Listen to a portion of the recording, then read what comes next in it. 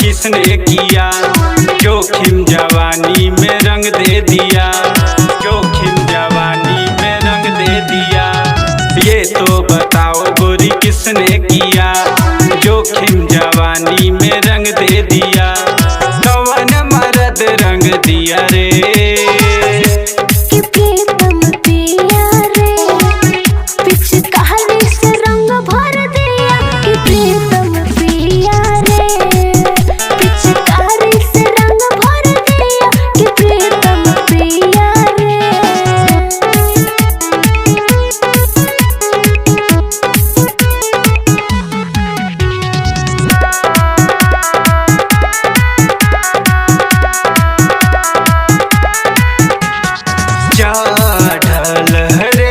जवानी तोर जैसे रंग दिया रे चोली तोर वैसे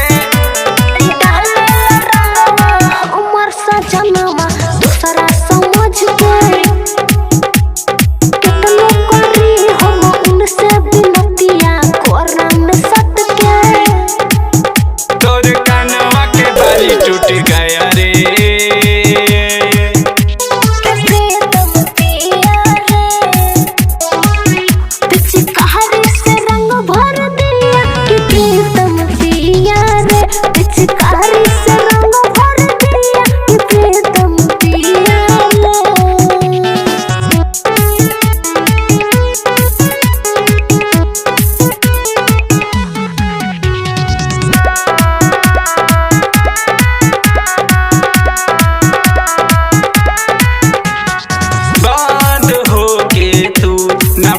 पैलू रंग दिहलेगा का तू रंग लू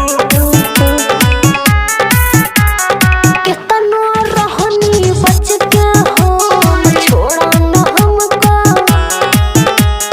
कहनो जगहिया छोड़ले नहीं सगरो बरंगले कौना लहंगा में रंग डाल दिया रे।